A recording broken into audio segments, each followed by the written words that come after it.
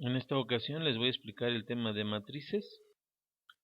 Vamos en este video a ver algunos conceptos básicos del tema de matrices y algunas operaciones básicas. Para poder entender qué es una matriz, tenemos que definirla. Una matriz es un arreglo de m renglones o filas, llamamos renglones o filas. Generalmente se utiliza más el término de filas, y n renglones, n columnas. Entonces, en este caso, nosotros vamos a incluir siempre, o va a estar incluido en estas matrices, los números reales. Ahora, en este caso, este primer elemento se encuentra en la fila 1, en la columna 1. Fila 1, columna 2, fila 1, columna n. Eso quiere decir que, entonces, si vamos avanzando hacia abajo, vamos aumentando el número de renglones y vamos moviéndonos a la derecha, son el número de columnas. De tal manera de que el tamaño de esta matriz está determinado precisamente por este último término en el extremo inferior derecho, en donde podemos identificar básicamente el tamaño de la matriz y que podemos simbolizar de esta forma, es decir, simplemente una letra mayúscula y entre corchetes cuál es el elemento que se encuentra en esta posición. Entonces, así, de esta manera, podríamos tener m filas, n columnas. Con esto mismo, con esta misma simbología, podríamos ubicar cualquier elemento o describir la identidad de cualquiera de estos elementos. Entonces, a cada uno de estos elementos, que tendrían una posición particular dependiendo del renglón o la fila y la columna en donde se encuentren, les llamamos entradas de la matriz que hemos descrito anteriormente. En este caso, es de la matriz A. Un ejemplo, tenemos esta matriz en donde tenemos 2 filas y 3 columnas. Por eso le llamamos una matriz 2 por 3, 2 filas, 3 columnas. Cada uno de estos elementos que se encuentran en este arreglo podemos definirlo por la posición en la cual se encuentra. En este caso, tenemos fila 1, columna 1. O, por ejemplo, fila 2, columna 2, que en este caso sería un 2. Entonces, de esta manera podemos ubicar cada uno de los elementos a partir del arreglo o al revés, o viceversa. Ahora, podemos definir que dos matrices son idénticas o son iguales si todos los elementos que se encuentran en ellas corresponden. Es decir, vamos a ver un ejemplo. Vamos a suponer que tenemos esta matriz que tiene estos elementos 8, 6, 9, y entonces lo vamos a comparar con otra matriz. En este caso la hemos representado con la letra B, que sería 0, 1, 2, menos 1, 0, menos 7, 8, 6 y 9. Si todos los elementos que nosotros tenemos en una respecto de la otra son exactamente los mismos, es decir, aquel elemento que se encuentra en el renglón 1 en la columna 1 es igual al elemento que se encuentra en la fila 1, columna 1 de la otra matriz, si cada uno de estos elementos o entradas corresponde en función de su ubicación respecto de cada fila y de cada columna son iguales, entonces podemos concluir que las matrices son iguales. Si tenemos algo distinto, un signo, un número, entonces no son iguales. Podríamos tener una representación, podríamos tener un un valor equivalente. Podríamos tener 4 medios o en lugar de 2 y finalmente es equivalente, es lo mismo. O podríamos tener fracciones equivalentes.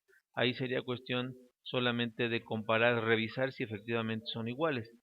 Entonces, si se dan esas condiciones, repito, son matrices iguales. Vamos a ver cómo se clasifican las matrices. Hay varias clasificaciones. Vamos a empezar por ver algunos de los tipos de matrices que obtenemos por los arreglos específicos. Tenemos una primera que se le llama matriz fila, en donde lo único que tenemos de esa matriz pues, es una fila. El tamaño de la fila es variable. En este caso tenemos solo una fila que tiene 4 columnas. No importa que solo tengamos una fila, debemos observar que tenemos ese arreglo y ese arreglo básicamente también tiene columnas. Entonces el tamaño de esta matriz fila sería m igual a 1 y n igual a 4, es decir, sería una matriz 1 por 4. Tendríamos también, por ejemplo, una matriz columna, que en este caso sería lo opuesto a la matriz fila. Solo habría una columna y cierto número de filas. Entonces, en este caso, este es nuestro ejemplo, tenemos 4 entradas y tenemos 4 filas y una sola columna. Es una matriz cuadrada en donde se tiene el mismo número de filas que de columnas. Por ejemplo, esta matriz que tenemos en donde hay 2 filas y 2 columnas sería una matriz 2 por 2. Tenemos una matriz rectangular o matrices rectangulares en donde el número de filas no coincide con el número de columnas. Básicamente con que sean diferentes nosotros tenemos una matriz rectangular. En este caso esta matriz rectangular sería una matriz de 2 renglones y 4 filas o 2 por 4. También tenemos lo que se conoce como matriz simétrica. Hay que distinguir esta matriz simétrica de la matriz cuadrada, porque la matriz cuadrada básicamente lo que tenemos es que coincide el número de filas y el número de columnas. Sin embargo, en la matriz simétrica, aparte de coincidir, lo que tenemos es un eje imaginario como una diagonal, a partir del cual lo que esté por arriba y por abajo coincide, es exactamente lo mismo. En este caso vemos que por arriba de esta diagonal, que a esta diagonal se le llama diagonal mayor, a partir de esta diagonal tenemos 3 y 3, tenemos 5 y 5, tenemos 1 y 1. Si tenemos los mismos elementos de manera simétrica, precisamente por eso tiene esta definición. Y de hecho lo vemos aquí. Si el renglón coincide con la columna, es decir, estaría este en una fila 2, en una fila 1, en una columna 2, y si lo invertimos, columna 1, fila 2, tenemos el mismo elemento. Tenemos entonces aquí fila 1, columna 3, entonces sería lo contrario, cambiando los números, sería fila 3, columna 1, y tenemos el mismo elemento. Y la matriz antisimétrica es la que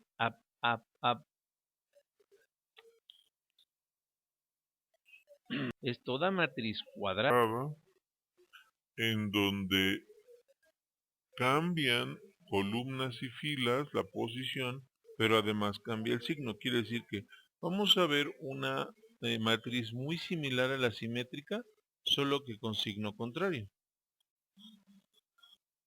Ahí está. Entonces, lo que esté por arriba de esta diagonal, tenemos el mismo, pero con signo opuesto. Lo mismo, pero con signo opuesto. Lo mismo, pero con signo opuesto. Aquí no necesariamente el signo queda por debajo o por arriba. Simplemente es solo necesario que estén con signo opuesto. Esta es una clasificación. Otra clasificación es por el tipo de elementos que tenemos.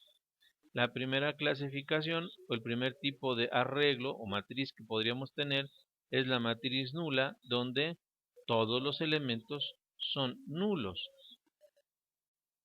Podría pensarse que no tiene uso, sin embargo vamos a ver más adelante cuáles son sus aplicaciones. Matriz diagonal. Es toda matriz cuadrada en la que todos los elementos que no son de la diagonal principal son nulos.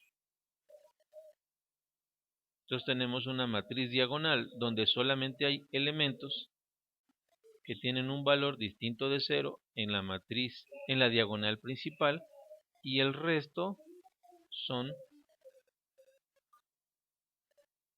elementos nulos. Matriz escalar. Es toda matriz diagonal en la que todos sus elementos de la diagonal principal son iguales. En la matriz diagonal todos los elementos son iguales.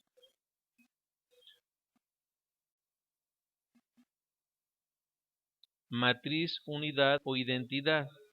Es toda matriz escalar en la que sus elementos de la diagonal principal son 1.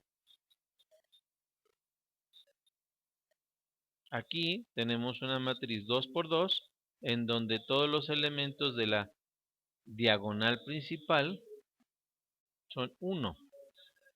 El tamaño de esta matriz unidad también es variable. Podríamos tener una 3 por 3, 4 por 4. Una matriz triangular. Es toda matriz cuadrada en la que todos los elementos por encima o por debajo de la diagonal principal son 0.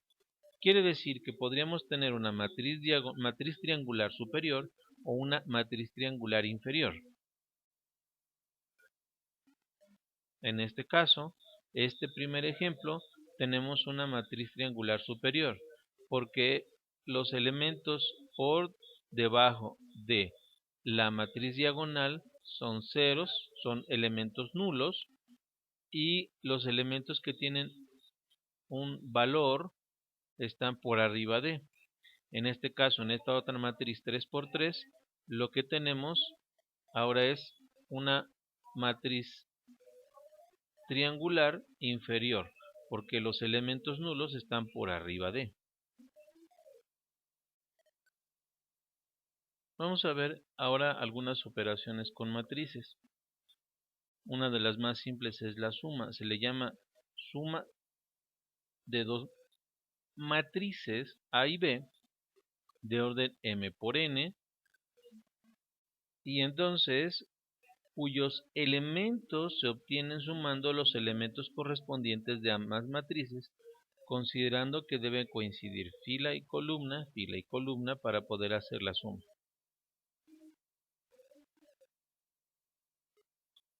Vemos aquí que lo que únicamente tenemos que hacer es sumar este con este elemento. Es decir,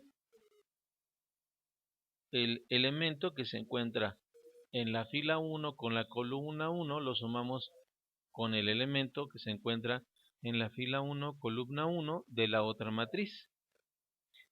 Y así sucesivamente. Quiere decir que para obtener entonces la suma de estas dos matrices, se obtiene 1 más 0 es 1, luego 2 menos 1 es 1, luego 3 más 1 es 4, luego 4 más 5 es 9, y así sucesivamente con los otros elementos para obtener el resultado de la suma. Nótese que pueden hacerse sumas que tengan exactamente, de matrices que tengan exactamente las mismas dimensiones. Si tenemos dos matrices que tienen dimensiones diferentes, no se puede hacer la suma de dichas matrices. Ahora, esto también, a esta otra operación le llamamos producto por un escalar. Ahora, ¿qué es lo que se hace? Básicamente lo que se utiliza es la matriz y se multiplica por un número a cada uno de los elementos. Quiere decir que es 3 veces esta matriz, entonces por lo tanto lo que yo tendría que hacer es 3 por 1 para obtener en la misma posición el elemento, 3 por 2 para obtener en la misma posición el elemento, y así sucesivamente hasta obtener todos los elementos. Quiere decir también que el resultado del producto de esta matriz por un escalar necesariamente debe tener exactamente las mismas dimensiones que la matriz por la cual estamos multiplicando el escalar. En el caso de la multiplicación de dos matrices, debe coincidir para poder realizarse el número de columnas de una primera matriz con el número de filas de la segunda matriz. Es decir, yo aquí tengo 3 columnas y esas 3 columnas deben ser las 3 filas que tenga la otra matriz. Eso quiere decir que si yo quisiera hacer la operación al revés, pues es decir, primero esta matriz y luego esta, no se podría realizar porque no tendrían el mismo número de columnas que de filas. Entonces, para poder realizar esta operación, el procedimiento es el siguiente. Se multiplica el primer elemento de la primera fila, el segundo elemento de la primera fila con el segundo elemento de la primera columna, luego el tercer elemento de la primera fila con el tercer elemento de la primera columna. Entonces, lo que se está multiplicando es esto con esto